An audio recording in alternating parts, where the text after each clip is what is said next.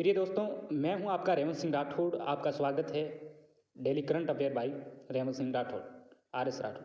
तो आज अपन एक महत्वपूर्ण मुद्दे के बारे में चर्चा करेंगे जो कि राष्ट्रीय और अंतर्राष्ट्रीय स्तर पर काफ़ी चर्चा का विषय बना हुआ है और ये हमारी एग्ज़ाम की दृष्टि से और सामान्य ज्ञान की दृष्टि से काफ़ी महत्वपूर्ण हो सकता है।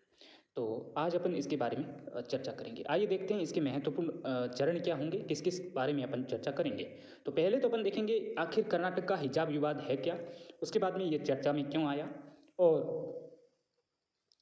उसके बाद अपन ये चर्चा करेंगे कि कर्नाटक हाईकोर्ट का एक आदेश दिया गया कर्नाटक हाईकोर्ट के द्वारा, जिसको वहाँ की जो मुस्लिम छात्राएं हैं कर्नाटक की, उन्होंने कर्नाटक हाईकोर्ट के आदेश को सुप्रीम कोर्ट के अंदर ले गए। अब सुप्रीम कोर्ट ने इस पर क्या निर्णय लिया है उसके बारे में चर्चा करेंगे, और इन्होंने किस आधार पर, यानी इन छात्राओं ने किस आधार पर इस मुद्दे को सुप्रीम कोर्ट या हाई कोर्ट के अंदर चुनौती दी है, न्यायालय के अंदर किस बेसिस पर ये जो है इस मुद्दे को लेकर गई है, उसके बारे में भी चर्चा करेंगे। यानी इनकी धार्मिक स्वतंत्रताएं क्या है, यानी धार्मिक स्वतंत्रताओं से संबंधित संवैधानिक स्थिति क्या है, यानी कॉन्स्टिट्यूशनल स्टेटस क्या है, उसके बारे में चर्चा करेंगे। ठीक उसी श्रृंखला में अपन ये भी चर्चा करेंगे कि हाल ही में कुछ राज्यों के हाई कोर्ट्स के द्वारा और सुप्रीम कोर्ट ने क्या क्या टिप्पणियाँ की है, जो अहम टिप्पणियाँ हो सकती है, और क्या इससे पहले, यानी आज से पहले, इस हिजाब विवाद से पहले कोई धार्मिक उन्माद या धार्मिक मुद्दा उठा है जिसके आधार पर सुप्रीम कोर्ट में किसी मुद्दे को चैलेंज किया गया हो,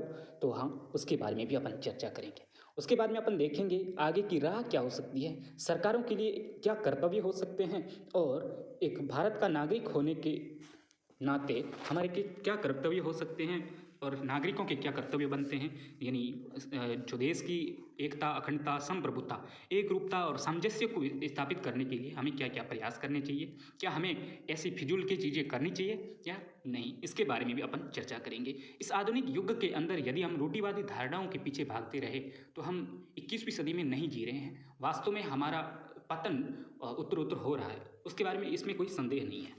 ठीक है, तो उसके बारे में अपन चर्चा करेंगे। तो आइए अपन शुरू करते हैं आज के सेशन को। अपना मुद्दा है कि हिजाब विवाद शुरू हुआ। ये क्या है, हिजाब विवाद आखिर है क्या, हिजाब होता क्या है, सबसे पहले तो आपको समझने की ज़रूरत है। हिजाब मुस्लिम युवतियों के द्वारा पहना जाने वाला एक कपड़ा होता है जो कि मुंह पर विशिष्ट पहना जाता है। इन छात्राओं के आप देख सकते हो जिसमें सामान्यतः उनका चेहरा जो है खुला रहता है, हालांकि उनका सिर जो है वो ढका रहता है। एक होता है हिजाब, एक होता है नकाब। नकाब में जो है, नकाब होता है वो कपड़े का एक पर्दा होता है जो महिला के सिर और चेहरे पर लगा होता है, और नकाब में आंखें थोड़ी दिखाई देती हैं, हालांकि चेहरा नहीं दिखाई देता। सामान्यतः अपन थोड़ा अंतर देख लेते हैं हिजाब, नकाब और बुर्के के मध्य। जो बुर्का होता है उसमें सिर से लेकर पैरों तक पूरा शरीर ढका रहता है, यहाँ तक कि आंखों पर भी एक पर्दा लगा होता है जो कि जालीदार पर्दा होता है, जिससे उस महिला को आसानी से दिखाई दे सके।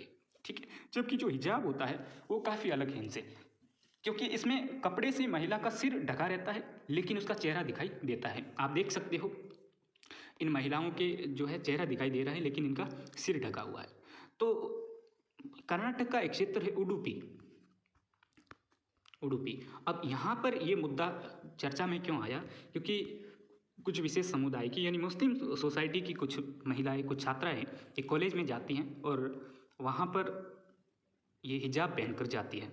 तो इसके प्रति उत्तर में हिंदू सोसाइटी के कुछ लड़के जो क्या कर रहे हैं, भगवा दुपट्टा डालकर आ जाते हैं। ठीक है, तब ये विवाद अपने चरम पर चला गया, क्योंकि वहाँ के कॉलेज प्रशासन का कहना था कि हमारा जो ड्रेसिंग कोड है उसको आपको फॉलो करना पड़ेगा। ये जाहिर है, ये सही भी बात है कि किसी भी संस्था का, कोई भी एजुकेशनल सोसाइटी है या एजुकेशनल इंस्टीट्यूट है तो उसके अपने कोड एंड कंडक्ट होते हैं, उनके अपने रूल एंड रेगुलेशन होते हैं, उनको फॉलो करना चाहिए।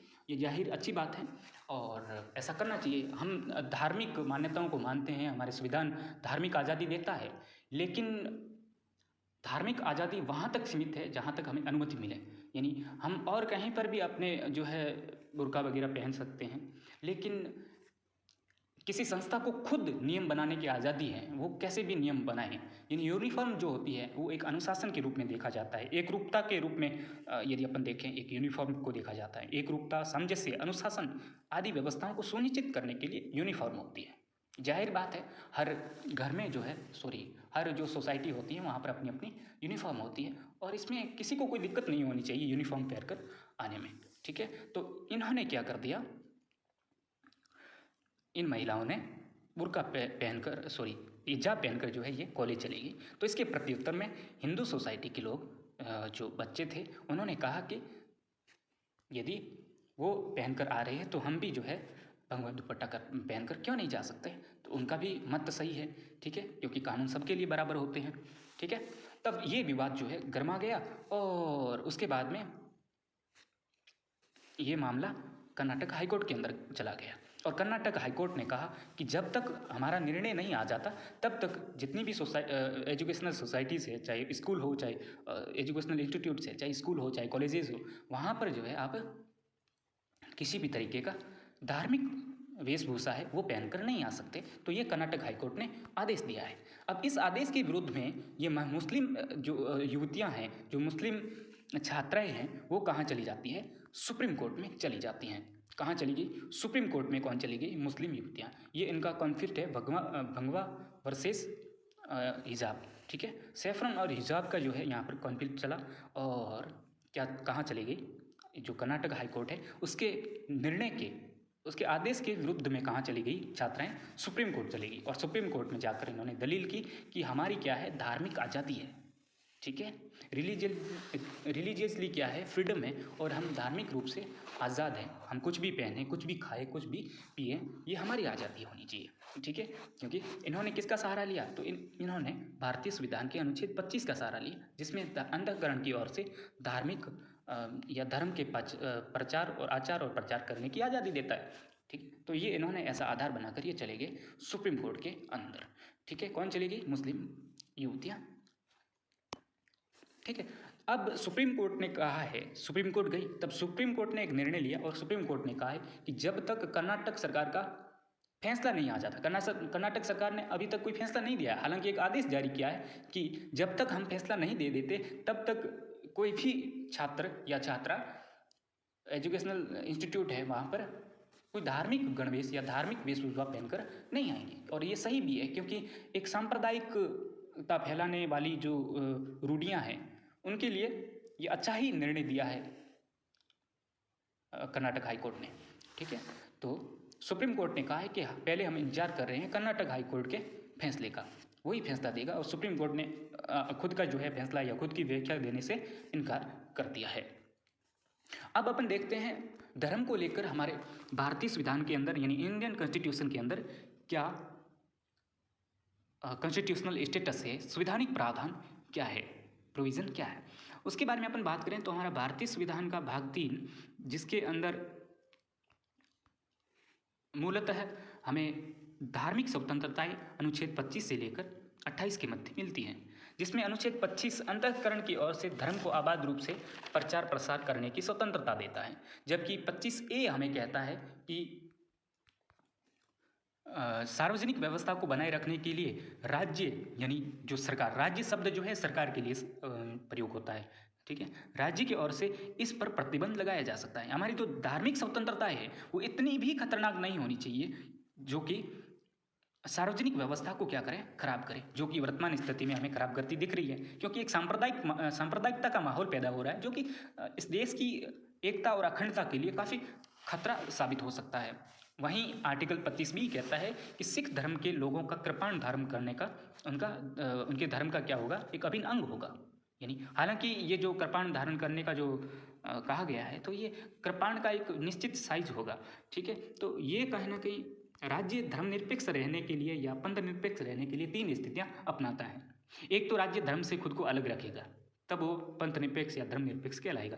दूसरा, वो हस्तक्षेप की नीति अपनाएगा, जैसे कि हिंदू सोसाइटी के अंदर जो निचले तबके के जो लोग हैं जिनके साथ में उच्च वर्ग ने काफ़ी सालों तक, हजारों वर्षों तक क्या किया है, अत्याचार किया है या उनके साथ में भेदभाव किया है, ठीक है, तब जो है उनके जो निचले वर्ग के जो लोग हैं उनके साथ में भेदभाव हुआ है तो वो काफ़ी शोषित हो चुके हैं, वो पतित हो चुके हैं, मतलब काफ़ी उनको जो है टॉर्चर किया गया है मेंटली और फिजिकली भी, ठीक है। तो उनके लिए कुछ विशेष रियायतें कौन कर सकता है, राज्य कर सकता है, जैसे कि छुआछूत से संबंधित है, जो अनटचेबिलिटी है, तो उसको कम कर सकता है राज्य। एक तो है हस्तक्षेप की नीति और एक राज्य धर्म से खुद को अलग रखेगा। ठीक है। तीसरा अहस्तक्षेप की, जैसे कि सिख लोगों के लिए कहा गया है, सिख धर्म के लोगों के लिए कहा गया है कि वो कृपाण धर्म धारण करेंगे, जिसमें राज्य किसी प्रकार का इंटरफेरेंस नहीं करता। ठीक है। तो ये है अपना धार्मिक स्वतंत्रताओं की बात, या धर्म से संबंधित महत्वपूर्ण अनुच्छेद कि हमें धार्मिक रूप से कुछ भी पहनने का अधिकार है। लेकिन क्या किसी एजुकेशनल सोसाइटी के अंदर हमें धार्मिक पहनावा पहनकर जाने की क्या आवश्यकता है? और हमें जो है अपनी जो रूढ़िवादी और कट्टरपंथी सोच है उसको बदलना चाहिए, क्योंकि वर्तमान भारत 21वीं सदी का भारत है और ये एक आधुनिक भारत की ओर अग्रसर है। हमें इन सभी धारणाओं को छोड़कर एक नए भारत निर्माण में अपना योगदान देना चाहिए, क्योंकि हर सोसाइटी की अपनी अपनी अलग गणवेश होती है, उसका पालन हमें करना चाहिए। ठीक है। आगे अपन बात करें तो हाल ही में कुछ कोर्ट्स ने अपने अपने टिप्पणियाँ की हैं, जैसे कि कर्नाटक हाईकोर्ट ने कहा है कि आगामी आदेश तक स्कूल और कॉलेज में जो है धार्मिक पहनावे पर रोक लगेगी, और जो मद्रास हाईकोर्ट है उसने कहा है क्या धर्म सर्वोपरि है या फिर राष्ट्र। ठीक है। ये काफ़ी अहम टिप्पणियाँ हैं। उसके बाद में कर्नाटक हाईकोर्ट ने कहा है कि धर्म या पसंद के आधार पर किसी को शांति भंग करने का अधिकार नहीं है, जो कि अभी कर्नाटक में देखा गया है। ठीक है। दो समुदायों के मध्य जो टकराव है वो हमारे जो राष्ट्र की एकता अखंडता के लिए एक खतरा हो सकता है। ठीक है। उसके बाद में क्या आज से पहले कोई ऐसा धार्मिक विवाद सामने आया है या धर्म के आधार पर किसी ने सौगात मांगी है सुप्रीम कोर्ट में जाकर? तो जी हाँ, ऐसा भी हुआ है। 1986 के अंदर बीजो अमानुअल बनाम केरल राज्य विवाद आया, जिसमें 1986 के अंदर केरल के 3 छात्र जिन्होंने क्या है राष्ट्रगान नहीं गाया, जो कि विशेष सोसाइटी थे यानी विशेष समुदाय से संबंध थे, उन्होंने क्या नहीं किया, राष्ट्रगान नहीं गाया, और तब उनके विरुद्ध जो है राज्य कहाँ चला गया, सुप्रीम कोर्ट चला गया, यानी सुप्रीम कोर्ट में। ठीक है। और सुप्रीम कोर्ट में इस केस के लिए सुप्रीम कोर्ट ने निर्णय लिया, और अनुच्छेद जो 25 है उसके तहत और अनुच्छेद 19(1) के तहत, 19(1) हमें स्वतंत्रताएं देता है। कैसी स्वतंत्रता है? जिसमें 19(1) के अंदर वाक्य एवं अभिव्यक्ति की स्वतंत्रता आती है। ठीक है। ठीक है। तो इन बच्चों ने कहा कि बोलना या नहीं बोलना ये हमारा अनुच्छेद 1 के तहत हमारा अधिकार है, हम बोल भी सकते हैं और नहीं भी बोल सकते हैं, यानी वाक्य एवं अभिव्यक्ति की स्वतंत्रता है, हम क्या बोलेंगे नहीं बोलेंगे ये हमारी आज़ादी। तब सुप्रीम कोर्ट ने इस पर अमल करते हुए निर्णय जो है वो छात्रों के पक्ष में लिया था। अब देखो आने वाला ये जो निर्णय आने वाला है, हिजाब के पक्ष में आएगा या विपक्ष में आएगा, इसका हम इंतजार कर रहे हैं, जो कि संभवतः कर्नाटक की हाईकोर्ट है वही जो है इसका निर्णय करेगा अंतिम रूप से। ठीक है। तो 19 आर्टिकल 19(a) है, उसके तहत इन छात्रों को कहा गया, इन छात्रों के लिए कहा गया कि कोई भी राष्ट्रगान गाए या न गाए, ये इनके वाक्य एवं अभिव्यक्ति की स्वतंत्रता है। यानी कम से कम उन छात्रों ने राष्ट्रगान का अपमान नहीं किया, वो सीधे खड़े थे लेकिन उन्होंने राष्ट्रगान बोला नहीं, तो ये उन्होंने कोई गुनाह नहीं किया था, ऐसा सुप्रीम कोर्ट का कहना था, मैं नहीं कह रहा। ठीक है।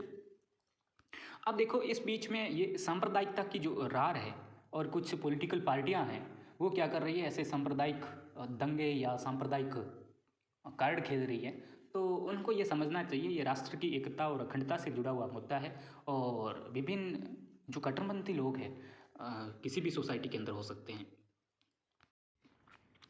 उन्हें भी सामाजिक जो समरसता की जो भावना है उसको विकसित करना चाहिए, और समान भारतत्व को पैदा करने के लिए प्रत्येक भारतीय में यह एहसास कराने की ज़रूरत है कि हम भारतीय हैं, हमें भारतीयता के लिए जीना चाहिए।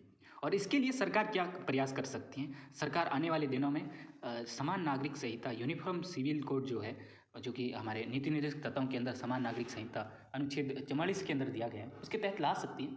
तो सरकार को भी अपने तौर तरीकों से ऐसा प्रयास करना चाहिए। समान नागरिक संहिता आते ही जो जितने भी अलग अलग कानून हैं, अलग अलग अपने जो धार्मिक मान्यताएं हैं, उनको सार्वजनिक स्तर पर कम किया जा सकेगा, जिससे राष्ट्र की जो है उत्थान है उसके लिए कहीं ना कहीं सहयोग मिल सकेगा। और ये आंशिक सहयोग ही राष्ट्र को एक अलग दिशा और दशा दे सकता है।